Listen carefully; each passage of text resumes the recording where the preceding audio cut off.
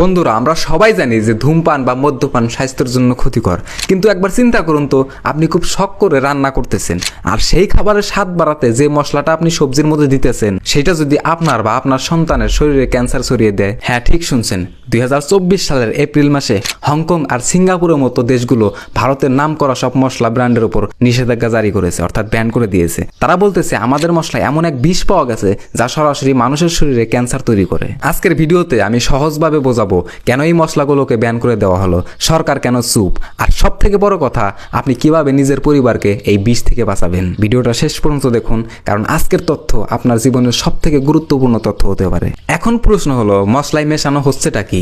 সেই বিষটার নাম হলো ইথিলিন অক্সাইড।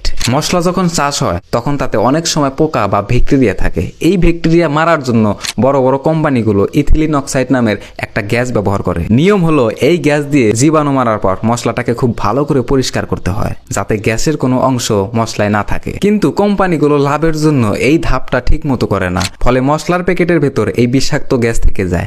আর এই ইথিলিন অক্সাইড হলো গ্রুপ এ কার্সিনোজেন। সহজ ভাষায় বললে, এটি এমন এক বিষ যা মানুষের শরীরে ক্যান্সার হওয়ার 100% গ্যারান্টি দেয়। বিশেষ করে ব্রেস্ট ক্যান্সার আর রক্তের ক্যান্সারের ঝুঁকি বহুগুণে বাড়িয়ে দেয়।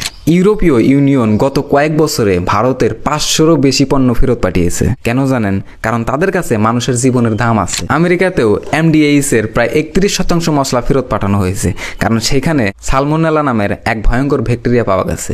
এই ব্যাকটেরিয়া আপনার পেটে গেলে মারাত্মক বমি, জ্বর, এমনকি আপনার নার্ভ সিস্টেমকে নষ্ট করে দিতে পারে। বিদেশের সরকারগুলো তাদের নাগরিকদের সতর্ক করে দিয়েছে, মশলা নিষিদ্ধ করেছে, কিন্তু আমাদের দেশে কি হইতেছে? আমাদের টিভি চ্যানেল কি এই নিয়ে কোনো আলোচনা দেখাইতেছে? সরকার কি কোনো ওয়ার্নিং দিয়েছে আমাদের? উত্তর হলো না। বিদেশের সরকার নিয়ম আরো কড়া করতেছে, যেখানে আমাদের দেশে ঠিক উল্টোটা হইতেছে। 2024 সালের 8 এপ্রিল ভারতের ফুড সেফটি অথরিটি একটি নোটিফিকেশন জারি করেছে। তারা খাবারে কীটনাশকের সহনীয় মাত্রা 10 গুণ বাড়িয়ে দিয়েছে। ভাবুন একবার, আগে যে পরিমাণ বিষ খাবারে থাকা অপরাধ ছিল, এখন তার থেকে 10 গুণ বেশি বিষ থাকলেও সেটাকে নিরাপদ বলা হইতেছে। এটা কি 140 কোটি মানুষের জীবন নিয়ে খেলা হইতেছে না? অনেকে বলতেছে এটা কোনো বড় দুর্নীতির অংশ হতে পারে। কোম্পানিগুলোকে সুবিধা করে দেওয়ার জন্যই কি এই নিয়ম বদলানো হলো? সব থেকে মজার ব্যাপার হলো, FSSAI বলতেছে এই পরীক্ষা করতে তাদের 20 দিন সময় লাগবে, অথচ একজন সাধারণ মানুষ নিজে ল্যাবে পরীক্ষা করে 3 দিনের মধ্যে রিপোর্ট নিয়ে আসছে যে মশলায় বিষ আছে। তাহলে কি আমাদের সিস্টেম জেনে শুনে চোখ বন্ধ করে আছে?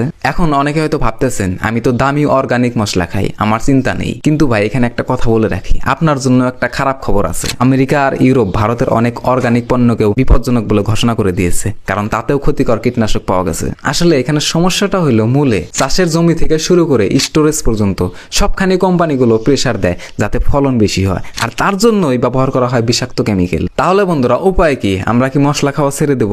না, সেটা সম্ভব না। তবে কিছু সাবধানতা আমরা অবশ্যই নিতে পারি। নাম্বার 1, প্যাকেটের মশলাগুলো এড়িয়ে চলুন। আস্ত জিরা, ধনে বা লঙ্কা কিনে বাড়িতে এনে রোদে শুকিয়ে বা হালকা ভেজে গুঁড়ো করে নিন। এটা একটু কষ্টের কাজ, কিন্তু আপনার পরিবারের প্রাণের থেকে বড় নয়। নাম্বার 2, আপনার আশেপাশে যদি কোনো কৃষক সরাসরি মশলা বিক্রি করে, তবে তাদের থেকে মশলা নিন এবং সেই মশলা আপনার সবজিতে ব্যবহার করেন। নাম্বার 3, প্যাকেটের পেছনে ইনগ্রিডিয়েন্টস লিস্ট ভালো করে পড়ুন। কোনো সন্দেহজনক কেমিক্যাল দেখলে সেটা ইন্টারনেটে সার্চ করে দেখে নেন, তারপরেই সেই মশলা ব্যবহার করেন। বন্ধুরা, দিন শেষে আপনার শরীর আপনার দায়িত্ব। বড় বড় কোম্পানি বা সিস্টেম হয়তো আপনার স্বাস্থ্যের চেয়ে তাদের লাভের কথা বেশি ভাববে, তাই আমাদের নিজেদেরই সতর্ক হতে হবে। ভিডিওটি সবার সাথে শেয়ার করুন, বিশেষ করে বাড়ির মা বোনদের সাথে শেয়ার করুন যারা রান্না করার দায়িত্ব সামলায়। সুস্থ থাকুন, সচেতন থাকুন। দেখা হচ্ছে পরের ভিডিওতে। ধন্যবাদ।